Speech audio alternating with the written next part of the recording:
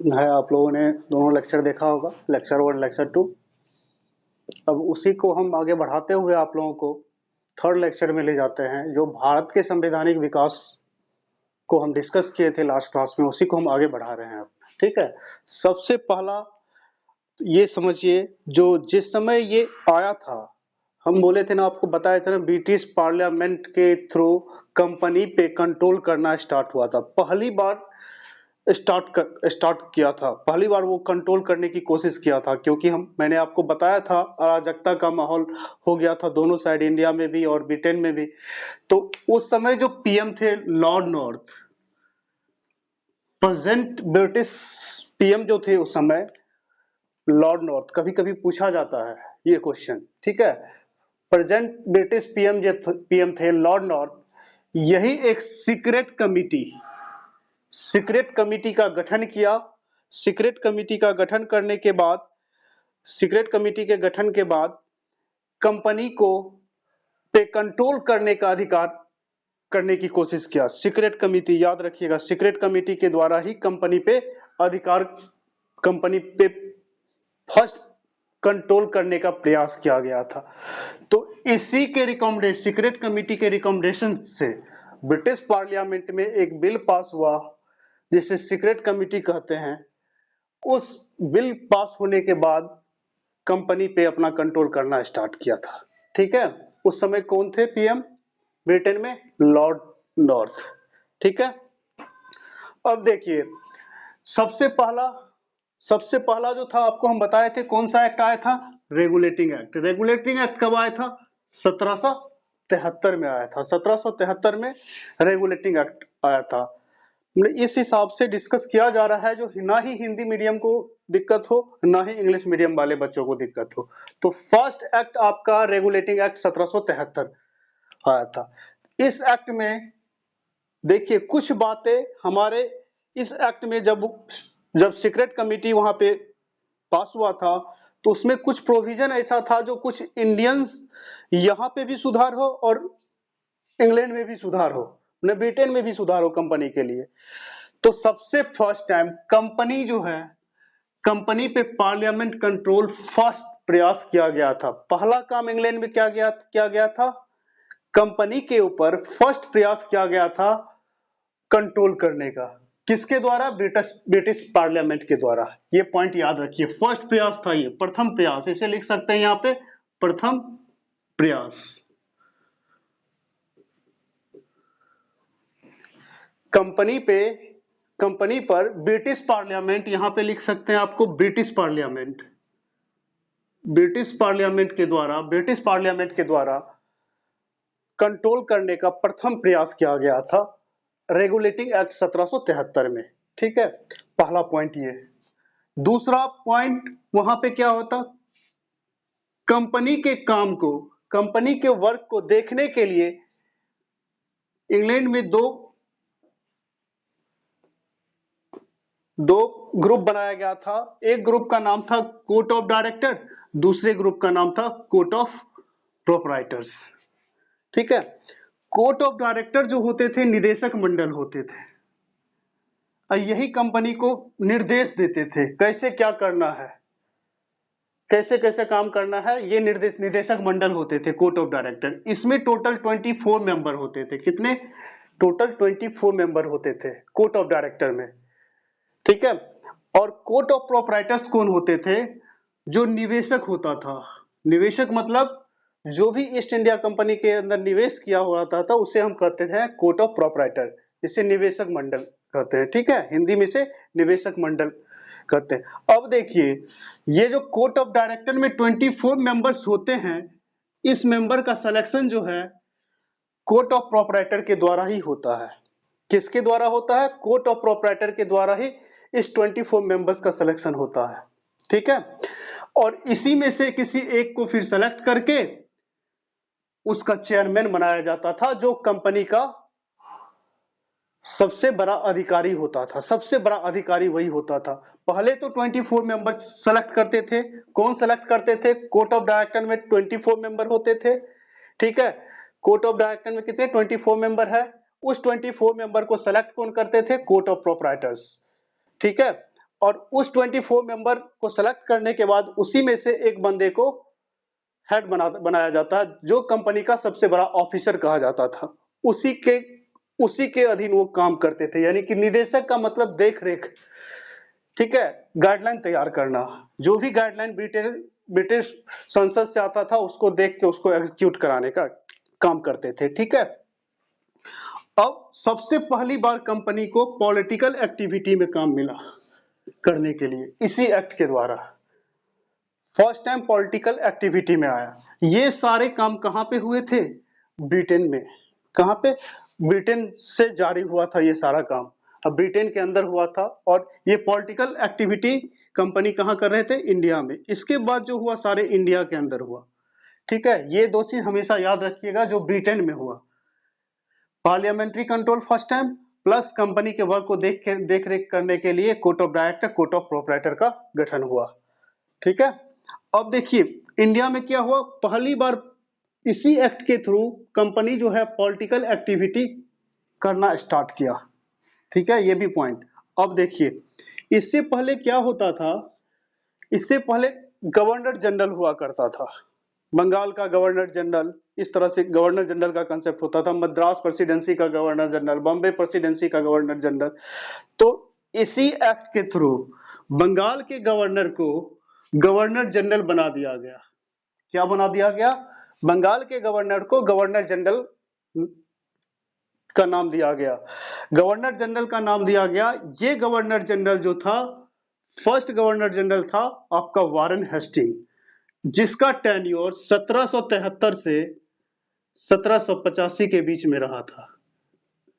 यानी कि 1773 से 1785 के बीच में आपका वारेन हेस्टिंग गवर्नर जनरल रहा, और इससे पहले ये बंगाल का गवर्नर था। यानी कि ये यहां से भी एक क्वेश्चन होता है, जो रेगुलेटिंग एक्ट के समय जब स्टार्ट हुआ था उस समय गवर्नर जनरल बंगाल का कौन था? गवर्नर कौन था? यानी कि लास्ट गवर्नर पूछा जाता है, लास्ट गवर्नर कौन था? तो लास्ट गवर्नर था वारेन हेस्टिंग, और यही क्या कहते हैं, फर्स्ट गवर्नर जनरल भी बना। ये चीज ध्यान रखिएगा, लास्ट गवर्नर बंगाल का गवर्नर वारेन हेस्टिंग, और फर्स्ट गवर्नर जनरल भी वारेन हेस्टिंग, ठीक है। यहां से भी क्वेश्चन आता है। और इसी एक्ट के द्वारा इंडिया में क्या हो, मद्रास और बंबई को बंगाल प्रेसिडेंसी के कंट्रोल में कर दिया गया। इसका मतलब क्या हुआ, जो भी आपका गवर्नर जनरल था, बंगाल का गवर्नर जनरल था, उसके अधीन कर दिया गया। इस दोनों प्रेसिडेंसी के जो गवर्नर थे, इस दोनों के गवर्नर को बंगाल के गवर्नर के अधीन कर दिया गया, ठीक है। तो मद्रास एंड बंबई को के कंट्रोल को बंगाल प्रेसिडेंसी के अंदर कर दिया गया, ठीक है। और इसी एक्ट के द्वारा देखिएगा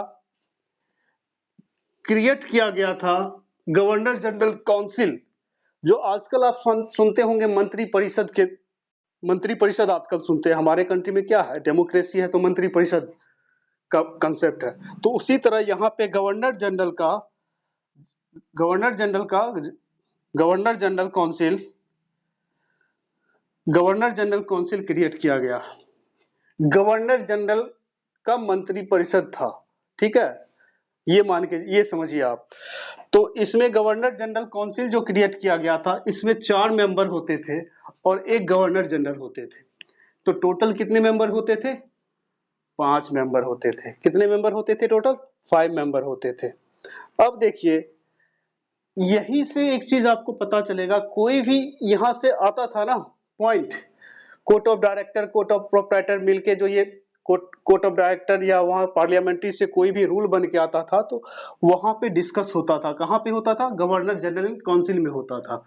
गवर्नर जनरल का जो काउंसिल है, ये 5 मेंबर के पास डिस्कस होता था। तो वहां पे वोटिंग का कंसेप्ट आता था। जो भी एक्ट आता था बनके, जो भी एक्ट आता था उस पर डिस्कस होता था। डिस्कस होने के बाद इस 5 मेंबर में कितने मेंबर एग्री हैं, ठीक है, कितने मेंबर एग्री हैं, ये चीज को देखा जाता था। अगर 3 मेंबर्स एग्री हो गए, 3 मेंबर्स प्लस 2 हो जाएगा, यानी कि 3 मेंबर का मतलब क्या हुआ, 5 में से 3 मेंबर एग्री हो गए तो 50% मेंबर उस एक्ट को मान रहा है तो उस एक्ट को एग्जीक्यूट कर दिया जाता था आगे। ठीक है, तो ये ठीक है, हो सकता है गवर्नर जनरल का वोट यहां भी हो सकता है गवर्नर जनरल का वोट यहां भी हो, यानी कि गवर्नर जनरल इसमें बैठक लेते थे, बात करते थे, हो सकता है उसके एक्ट के विरुद्ध में भी गवर्नर जनरल का वोट रहा हो सकता है गवर्नर जनरल का सपोर्ट में भी रहा हो, लेकिन देखना बहुमत देखना पड़ता था, बहुमत किधर है उस हिसाब से ये एक्ट काम करता था। ठीक है, बहुमत के आधार पे। अब हमारा चैप्टर का तो यही नाम है ना भाई, जो संविधान भारत का development of Indian constitution, Bharat का संवैधानिक विकास, यानी कि संवैधानिक विकास में क्या है, हमारा संविधान में क्या है, बहुमत का काम होता है, बहुमत वाली बात होती है, जो बहुमत होता है उसी के हिसाब से आगे बढ़ता है।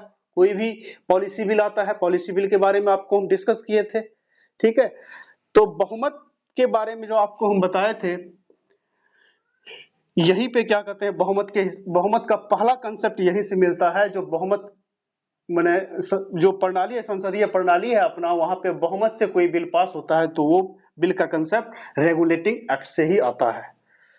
ठीक है, सबसे पहला पॉइंट सोचिए, मेरा संविधान का जो विकास है, संवैधानिक प्रक्रिया जो होती है, उसका सबसे पहला पॉइंट यहीं से आया। ठीक है, अब देखा जाता है यहाँ पे, लेकिन ये था जो गवर्नर जनरल का उतना बड़ा रोल नहीं था, वोट करने का अधिकार तो था लेकिन उतना बड़ा रोल नहीं था जितना बड़ा रोल होना चाहिए था गवर्नर जनरल का। ठीक है, अब देखिए टोटल 5 मेंबर। अब देखिए उसके बाद क्या हुआ, इसी एक्ट में, रेगुलेटिंग एक्ट के अंदर ही 1974 में एक प्रोविजन लाया गया था सुप्रीम कोर्ट का, सुप्रीम कोर्ट।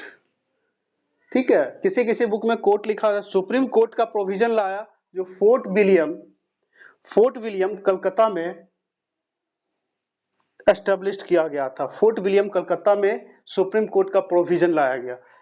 इस supreme court fort William Calcutta में जो आया, इसमें 1 चीफ जस्टिस, ठीक है, और 3 जज की नियुक्ति हो गई। टोटल कितने जज हो गए, टोटल 4 जज हो गए। कितने जज, टोटल 4 जज हो गए। ठीक है, तो चीफ जस्टिस का नाम है एलिजा एम्पे। सबसे पहला चीफ जस्टिस कौन बने थे, एलिजा एम्पे, ये भी क्वेश्चन आता है। ठीक है, और 3 अदर जज जो थे, तीनों जज का नाम देखिए, एक बार देख लिए, चैम्बर, लिम्बेस्टर, हाइड, चैम्बर, लिम्बेस्टर, हाइड, ये तीनों हैं। ठीक है, नाम याद रखिएगा। ठीक है, तो 1 चीफ जस्टिस का तो नाम याद ही रखना, ये याद रहे ना रहे, लेकिन ये याद रखना है, बहुत इंपॉर्टेंट है, ये क्वेश्चन आता है बार बार। ठीक है, तो ये सब सुधार रेगुलेटिंग एक्ट के अंदर हुआ, ये सब चीजें रेगुलेटिंग एक्ट के अंदर होता था, और इसी पॉइंट से आपके क्वेश्चन सारे आएंगे। अब आपको हम क्या बताए थे, रेगुलेटिंग एक्ट के बाद कौन सा एक्ट आया था, settlement act, settlement act of settlement, act of settlement की बात हम कर रहे हैं। ठीक है, एक्ट ऑफ सेटलमेंट की बात कर रहे थे, ये कब आया था, 1781 में आया था। इसमें क्या था, इस एक्ट में क्या था, संशोधन किया था, किसमें, 1773 का जो एक्ट था उसमें थोड़ा बहुत संशोधन किया गया। संशोधन किस आधार पे किया गया था, जैसे कोलकाता है, कलकत्ता में जो गवर्नमेंट है, गवर्नमेंट की तरह ये काम करता था, ये गवर्नर जनरल का जो 5 मेंबर थे, एक गवर्नमेंट की बॉडी की तरह काम करता था। तो कलकत्ता में जो गवर्नमेंट है, कलकत्ता के गवर्नमेंट को बंगाल और बिहार एंड उड़ीसा में कानून बनाने का अधिकार प्राप्त हो गया, यानी विधि का अधिकार प्राप्त कर गया, लॉ बनाने का अधिकार प्राप्त हो गया, किसके, कलकत्ता के गवर्नमेंट को। यानी कि कलकत्ता का गवर्नमेंट का मतलब क्या हुआ, गवर्नर जनरल का जो टीम था 5 members, 4 members plus governor general, इसे बंगाल, बिहार, उड़ीसा के लिए भी लॉ बनाने का अधिकार प्राप्त हो गया। ठीक है, उसके बाद एक बहुत बड़ा सुधार आया इंडियंस के लिविंग स्टैंडर्ड में। जो इंडियंस थे ना, उनके लिविंग स्टैंडर्ड में सुधार के लिए भी एक्ट ऑफ सेटलमेंट बहुत फेमस है।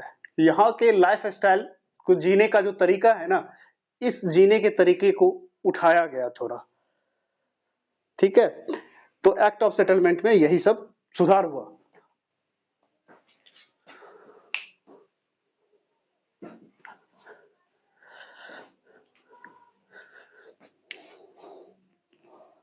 और उसके बाद देखिए, रिकॉल कीजिए, क्या क्या पढ़े, रिकॉल कीजिए, रिकॉल कीजिए, रिकॉल कीजिएगा तब चीजें सही से समझ में आएगी। रेगुलेटिंग एक्ट, ठीक है, रेगुलेटिंग एक्ट में क्या क्या हुआ है, एक बार पढ़िए, पढ़िए, उसके बाद फिर उसको एक बार रिवीजन कीजिए, उसे बंद कीजिए, फिर एक बार बोलिए, बोल के देखिए, आप कॉपी में लिख के देखिए, उसके बाद धीरे धीरे चीजें इसी तरीका से अगर कंटिन्यूस में पढ़ोगे तो याद रहेंगी, अदरवाइज आपको याद भी नहीं रहेगा। ठीक है, अभी हम लोगों ने दो एक्ट पढ़ा, रेगुलेटिंग एक्ट और एक्ट्स ऑफ सेटलमेंट, दोनों एक्ट के बारे में पढ़ लिया। ठीक है, अब आगे नेक्स्ट आते हैं हम लोग फिट्स इंडिया एक्ट।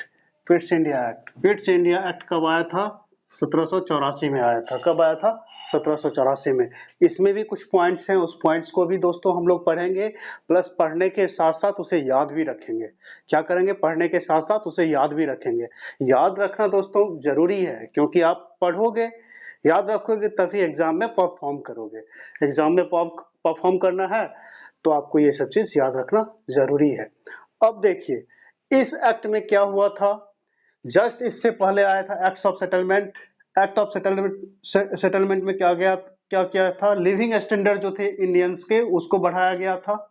ठीक है, और बंगाल उड़ीसा और बिहार उड़ीसा वगैरह का जो है, बिहार उड़ीसा में कानून बनाने का अधिकार बंगाल के गवर्नमेंट को दिया गया था। जो उसका गवर्नर जनरल का काउंसिल होता था ना, उस वही एक गवर्नमेंट होता था, बंगाल का गवर्नमेंट होता था, वही सब कुछ चलाता था। ठीक है, अब देखते हैं, आते हैं पिट्स इंडिया एक्ट पे। अब देखो पिट्स इंडिया एक्ट में क्या हुआ, पार्लियामेंट जो था, ब्रिटिश पार्लियामेंट क्या किया, ब्रिटिश पार्लियामेंट अपना पावर को और भी इंक्रीज किया, और भी अपने पावर को इंक्रीज करने की कोशिश किया। इस इंक्रीज करने की, पार्लियामेंट्री कंट्रोल अपना इंक्रीज करने की कोशिश किया। ये जो अपना कंट्रोल इंक्रीज करने के क्रम में क्या हुआ, एक न्यू बॉडी क्रिएट किया गया, एक नया बॉडी बनाया गया, जिस बॉडी का नाम था board of control. Board of control, इससे पहले हम लोग क्या सब पढ़े थे, कोर्ट ऑफ डायरेक्टर ऑफ, क्या पढ़े थे, कोर्ट ऑफ डायरेक्टर, किसमें पढ़े थे, कोर्ट ऑफ डायरेक्टर वगैरह वहां पढ़े थे।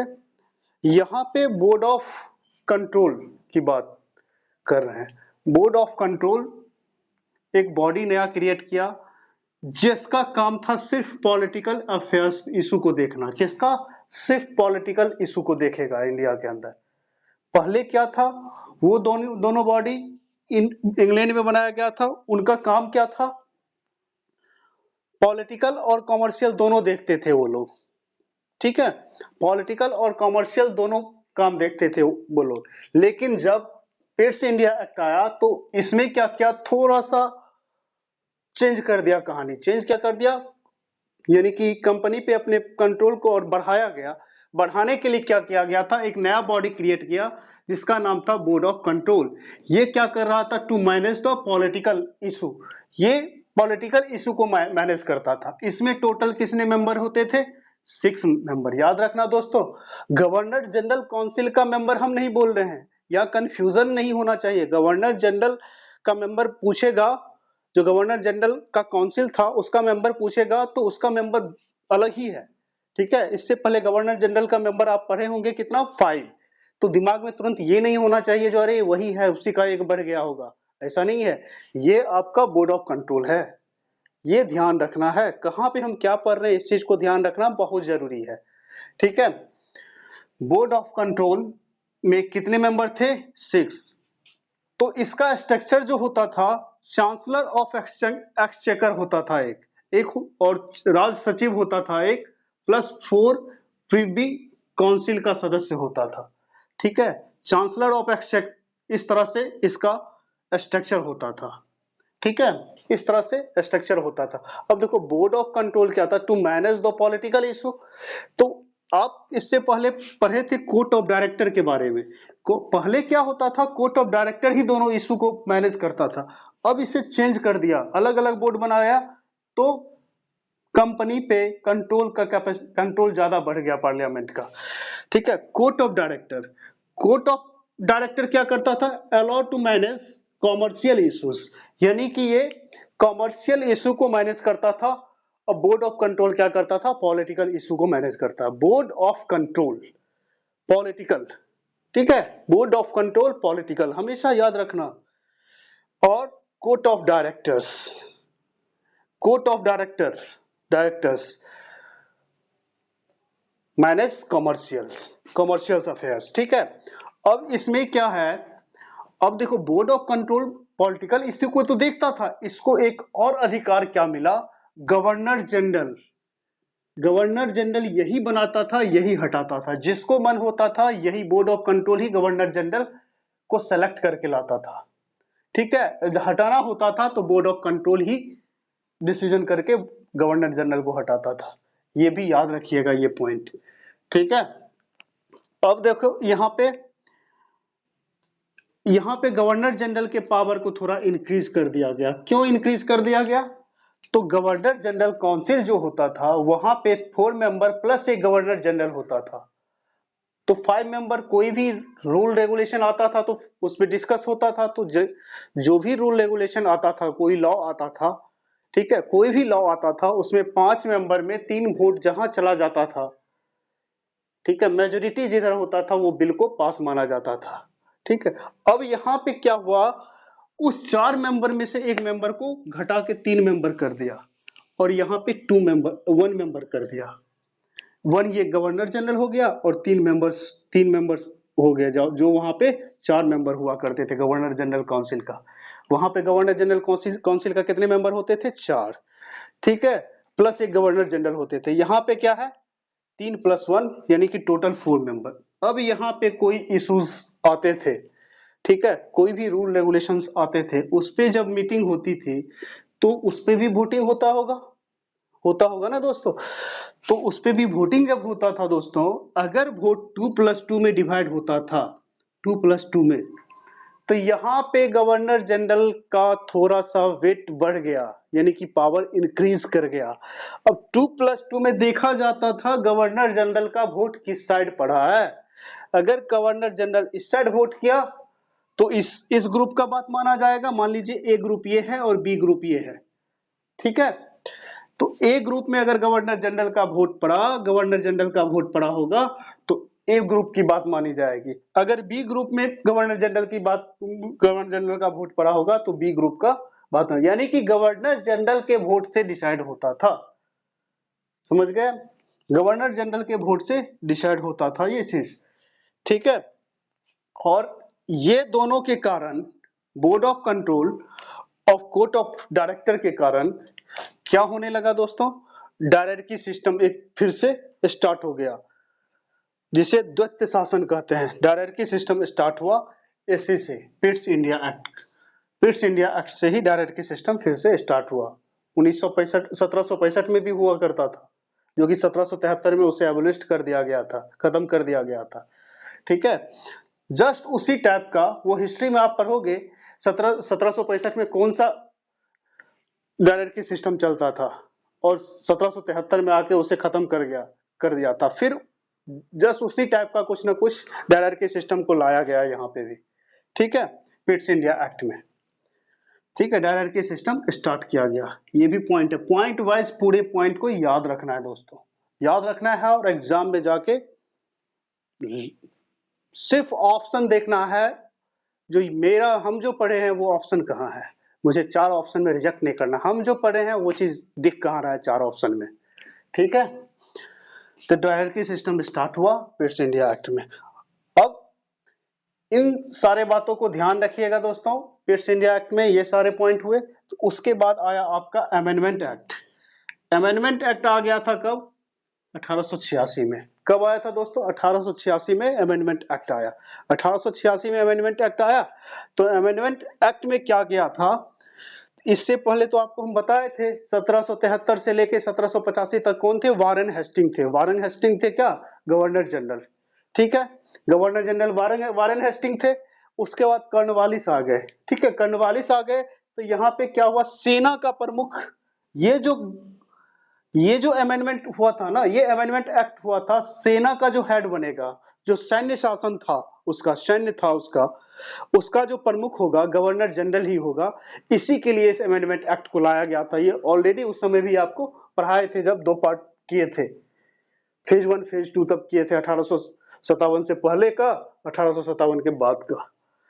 उसमें आपको हम बताए थे सेना का प्रमुख कॉर्नवालिस थे, के समय गवर्नर जनरल को सेना का प्रमुख बनाया गया इस एक्ट में, ठीक है। और यहाँ पे एक और चीज था, जो गवर्नर जनरल का जो काउंसिल था, अगर कोई लॉ बनाता था, कोई विधि लाता था, कोई लॉ बनाता था, उस लॉ को रद्द करने का अधिकार गवर्नर जनरल को मिल गया। यानी किस एक्ट में? Amendment act, Pitt's India act में जो अमेंडमेंट एक्ट हुआ था उसमें ये दो पॉइंट ऐड हुआ था। पहला पॉइंट दोस्तों, गवर्नर जनरल को सेना का प्रमुख बनाया गया। दूसरा पॉइंट गवर्नर जनरल काउंसिल जो विधि बनाता है, उस विधि को अगर गवर्नर जनरल पसंद नहीं करेगा तो उसे रद्द करने का अधिकार प्राप्त हुआ। ठीक है दोस्तों। अब इसके बाद आप इतना पढ़ लिए। सबसे पहले रेगुलेटिंग एक्ट पढ़े, रेगुलेटिंग एक्ट के बाद पढ़े आप acts of settlement, act of settlement के बाद आप पिट्स ऑफ इंडिया एक्ट पढ़े, पिट्स ऑफ इंडिया एक्ट के बाद अमेंडमेंट एक्ट 1800, ठीक है, 1786, ठीक है, 1786 आप पढ़े, ठीक है। अब आते हैं हम लोग चार्टर एक्ट पे। चार्टर एक्ट आपका फर्स्ट चार्टर एक्ट हम आपको बता चुके थे, 3 चार्टर एक्ट आया था, ठीक है। Charter act first, charter act second, charter act third, charter act fourth. जो चार्टर एक्ट स्टार्ट हुआ था आपका 1793 में। सबसे पहले मीटिंग में बात हुआ, जो कंपनी जो कर रहा है इसके वर्क को हम 20 साल के लिए इंक्रीज करें। सबसे पहला पॉइंट आपको यही रखना है, जो कंपनी के काम को 20 साल के लिए इंक्रीज कर दिया गया, ठीक है। उसके salary of the member of the board, जो भी बोर्ड ऑफ कंट्रोल था और कोर्ट ऑफ डायरेक्टर्स वगैरह के जो मेंबर थे, उसे जो सैलरी मिलेगा इंडियन एक्सचेंजर में मिलेगा, ठीक है। Salaries of the members of the board to be drawn from Indian exchanger, ठीक है। और चार्टर एक्ट, इसी चार्टर एक्ट में क्या हुआ था, बंगाल के गवर्नर जनरल को मुंबई और मद्रास के प्रेसिडेंसी के जो गवर्नर, मुंबई और मद्रास के प्रेसिडेंसी को का पर्यवेक्षक बना दिया गया, ठीक है। यानी कि रिव्यू, एक तरह से रिव्यू समझिए, रिव्यू करने का अधिकार बंगाल के गवर्नर जनरल को मिल गया, ठीक है। ये 3 पॉइंट आपको चार्टर एक्ट में याद रखना है। फिर आप आते हैं चार्टर एक्ट सेकेंड 1813 में, ठीक है। चार्टर एक्ट 1813, इसमें भी जब चार्टर एक्ट 1813 की बात हुई, चार्टर एक्ट 1813 की बात हुई, तो चार्टर एक्ट 1813 में भी ये हुआ, जो फिर से कंपनी को 20 साल के लिए इंक्रीज कर दिया गया, 20 साल तक आगे काम उसका एक्सटेंड कर दिया गया, जो 20 साल तक वो काम करेगा। तो इसमें सबसे बड़ा 1813 में एक बहुत बड़ा पॉइंट है, जिसमें मोनोपोली एक बात होता है। मोनोपोली से रिलेटेड 2 क्वेश्चन हमेशा पूछा जाता है, तो पहले हम समझ लेते हैं, फिर आपको हम क्वेश्चन बताते हैं। Monopoly of a trade was abolished in India, but it's monopoly of a trade with China and for trade in tea retained. इसका मतलब क्या हुआ, देखो उस समय इंग्लैंड में जो है औद्योगिक क्रांति का स्टार्ट हो गया था। क्या स्टार्ट हो गया था? औद्योगिक क्रांति स्टार्ट हो गया था। औद्योगिक क्रांति स्टार्ट होगा तो उद्योग बढ़ेगा, तो उसे जब कोई चीज आप बनाओगे तो उसे बेचोगे ना, उसको बेचने के लिए क्या होना चाहिए? एक मार्केट होना चाहिए आपको। तो वो औद्योगिक क्रांति जो स्टार्ट हुआ, तो यहां तो एक ही था कहानी, जो ईस्ट इंडिया कंपनी ही कर सकता है बिजनेस, ईस्ट इंडिया कंपनी ही कर सकता है बिजनेस।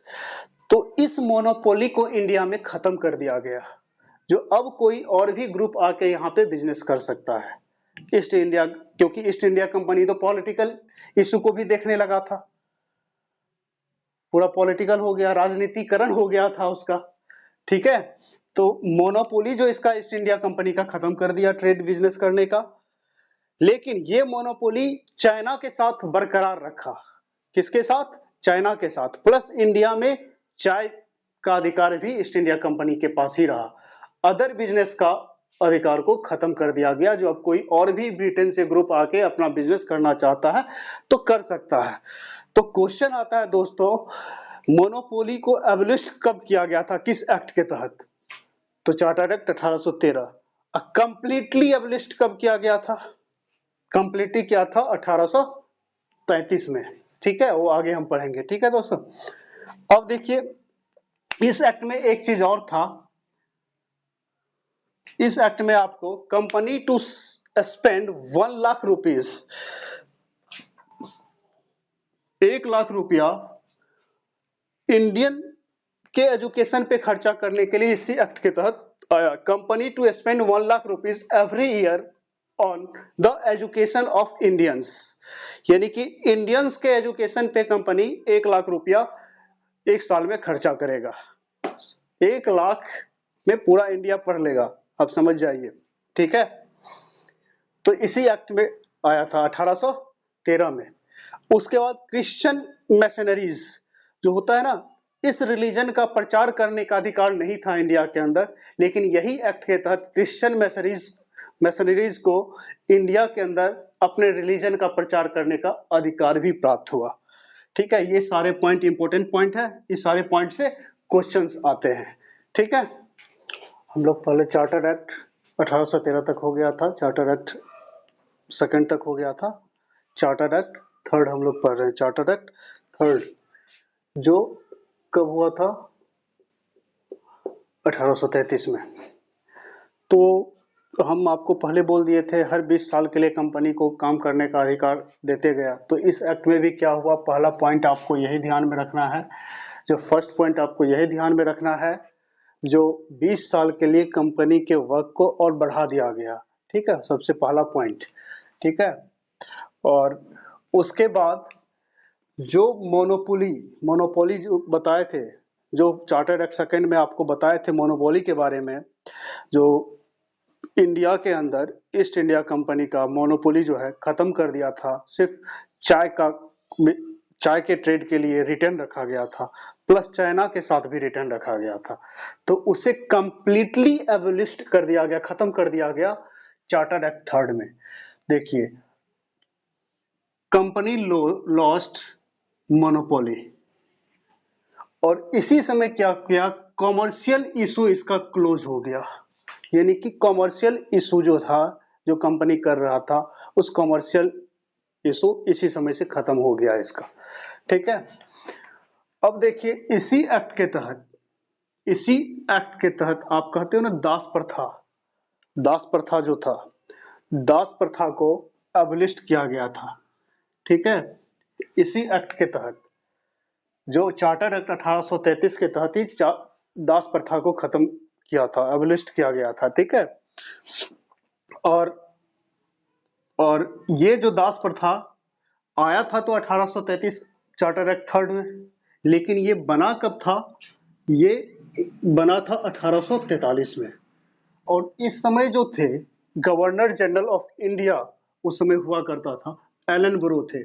एलन ब्रो ने खत्म किया था, ये चीज भी ध्यान रखिएगा आप लोग। ठीक है, और इसी एक्ट के तहत कास्ट बेसिस जो गवर्नमेंट जॉब मिलता था उसे भी खत्म किया गया, एबलिश्ड किया गया था। कास्ट बेसिस जो गवर्नमेंट जॉब था इसको भी एबलिश्ड किया गया था चार्टर एक्ट थर्ड में। ठीक है, और इसी एक्ट में बंगाल के गवर्नर जनरल को गवर्नर जनरल ऑफ इंडिया बनाया गया। क्या बनाया गया था? बंगाल के गवर्नर जनरल को गवर्नर जनरल ऑफ इंडिया बनाया गया था। अब देखिए बंगाल के गवर्नर जनरल यानी कि वो कौन थे? लॉर्ड विलियम बेंटिक थे। ठीक है, तो लास्ट बंगाल के गवर्नर जनरल यानी कि लास्ट अगर पूछेगा तो यही होंगे, और first governor general of India यही होंगे। यानी कि first governor general of India Lord William Bentinck और last governor general of Bengal Lord William Bentinck ही थे। ठीक है, अब इसमें क्या है, इसमें गवर्नर जनरल को एक विधि लॉ सदस्य का जरूरत पड़ा जो उसे कानून के बारे में सलाह दे। ठीक है, इसी एक्ट के जो चार्टर एक्ट 1833 है, इसी एक्ट के तहत गवर्नर जनरल का जो काउंसिल होता था उसमें एक मेंबर इन्हें चाहिए जो उसे लॉ का सलाह दे। ठीक है, एज ए लॉ मेंबर उसे सलाह दे क्या कैसे करना चाहिए था। तो विधि सदस्य के रूप में लॉर्ड मैकाले को अलाउ किया गया था, जो आप गवर्नर जनरल के काउंसिल में गवर्नर जनरल को आप सलाह दे सकते हैं। ठीक है, सलाह दे सकते हैं प्लस आप उसके मीटिंग में बैठ सकते हैं, लेकिन मतदान करने का अधिकार नहीं था। किसी भी मीटिंग में बैठ सकते थे, विधि सदस्य को बैठक में बैठने का अधिकार था पर मतदान देने का अधिकार नहीं था। सिर्फ वो सलाह दे सकता था और सलाह को मानने के लिए वो बाध्य भी नहीं थे गवर्नर जनरल, सिर्फ सलाह दे सकते थे। ठीक है, यहाँ भी ठीक है, जैसे आजकल होता है आपका सुप्रीम कोर्ट राष्ट्रपति को सलाह दे सकता है, सेम कंसेप्ट चलते आ रहा है, वहीं से हम लोग धीरे धीरे हर चीज को एकोमुलेट किए हैं। ठीक है, इसीलिए इसे संवैधानिक विकास कहा गया। ठीक है, और गवर्नर जनरल के काउंसिल में ही ये हुआ, और इसी एक्ट में 1934 में 1834 में एक लॉ काउंसिल किया गया था, और लॉ काउंसिल जो क्रिएट किया गया था उस लॉ काउंसिल का नेतृत्व जो करता था लॉर्ड मैकाले ही करता था। कौन करता था? लॉर्ड मैकाले ही करता था। ठीक है, इस एक्ट में सिर्फ इतने पॉइंट को आप ध्यान रखिए, इसी पॉइंट से आपका क्वेश्चन आएगा। ठीक है, अब नेक्स्ट एक्ट आप चलते हैं, लास्ट चार्टर एक्ट 1853। देखिए दोस्तों, जितना हो सकता है मैक्सिमम चीज हम डिक्टेट कर सकते हैं, आप कर देते हैं, आपके बोर्ड पे लिख देते हैं, और आप कॉपी में भी नोट करना चाहते हैं तो लिख लें, और कुछ स्पेस भी छोड़, हो सकता है एक आध पॉइंट कोई इधर उधर छूट जाए। ठीक है, तो उस चीज को आप उसमें ऐड कर सकते हैं। ठीक है, मेरा कोशिश हमेशा यही है जो आप इस चीज को देख के जाएं, आपका एक भी क्वेश्चन ना छूटे। ठीक है, फिर भी होता है एक चांस। ठीक है, इसीलिए मैं आपको बोला, मेरा कोशिश हमेशा है जो आपका एक एक क्वेश्चन इस क्लासेस से पकड़ में आ जाए। आप एई का एग्जाम दो या जेई का एग्जाम दो या जहां भी नॉन-टेक का एग्जाम होता है प्लस पीसीएस के एग्जाम में आप बैठते हो, तो आपका ऑब्जेक्टिव क्वेश्चन सॉल्व हो जाए। आप लोग क्लास के साथ साथ टॉपिक वाइज क्वेश्चन भी करते रहें। लोसेंट का बुक अगर ऑब्जेक्टिव का हो तो बेटर है, उससे आप सॉल्व करें। ठीक है, अब नेक्स्ट आपको आते हैं आपको charter act 1853। Charter act 1853 last था, ये फोर्थ चार्टर एक्ट था। ठीक है, 1853 वाला। अब इसमें कोर्ट ऑफ डायरेक्टर जो था, इसमें हम पढ़े थे ना, court of director, board of proprietor, वहां पे पढ़े थे ना, तो वहां पे कोर्ट ऑफ डायरेक्टर के जो 24 मेंबर थे, प्रोपराइटर मिलके सेलेक्ट करते थे, रेगुलेटिंग एक्ट में हम पढ़ चुके थे ये सब चीज। वहां पे जो 24 मेंबर थे ना दोस्तों, उस मेंबर को यहाँ पे डिक्रीज कर दिया, घटा दिया गया था। वहां पे कितने मेंबर थे? 24 मेंबर। यहाँ पे कितना है? 18 मेंबर कर दिया गया। ठीक है, हो सकता है खुदा ना खास्ता कहीं पूछ ले ये क्वेश्चन। ठीक है, फिर उसके बाद इसी एक्ट में, चार्टर एक्ट 1853 में ही क्या किया था, सेपरेशन ऑफ एग्जीक्यूटिव और legislative function of the governor general council. जो गवर्नर जनरल काउंसिल था ना, उसमें जो है एग्जीक्यूटिव मेंबर और लेजिस्लेटिव मेंबर को सेपरेट कर दिया गया। ठीक है, सेपरेट गवर्नर जनरल का जो, और ये सेपरेट करने के बाद जो है 6 न्यू मेंबर को जो है लेजिस्लेटिव काउंसिल में, लेजिस्लेटिव में 6 न्यू मेंबर को ज्वाइन करवाया था। आगे आपको हम बता रहे हैं। ठीक है, अब देखिए, और इसी एक्ट के तहत जो है, अब देखिए क्या कहते हैं, separation of executive and legislative function of the governor general council. और हाँ, जो सेपरेट करने के बाद क्या किया, provided for addition of 6 new member called legislative councillor to the council. It was known as Indian Legislative Council या Central Legislative Council के नाम से भी जाना जाता है। ठीक है, जाना जाता था। ठीक है, अब देखिए ये इसी एक्ट में क्या था, an open competition system for selection and recruitment of civil servant was introduced. देखिए होता क्या था, इस चीज का सबसे पहले चार्टर एक्ट थर्ड में ही बात हुआ था। चार्टर एक्ट थर्ड में ही बात हुआ था, जो कोर्ट ऑफ डायरेक्टर्स के मेंबर्स जो थे उसे रिजेक्ट कर दिया गया था। ये उसी समय डिमांड उठा था। कौन? Open competition system of selection of requirement of civil servant, जो है civil requirement of civil servant के लिए ओपन कंपटीशन का 1833 में ही बात उठा था, लेकिन वहां पे कोर्ट ऑफ डायरेक्टर क्या कर दिया था, रिजेक्ट कर दिया था इस चीज को, इन बातों को। फिर आगे आके आपको चार्टर एक्ट लास्ट में ये इंट्रोड्यूस्ड हो गया।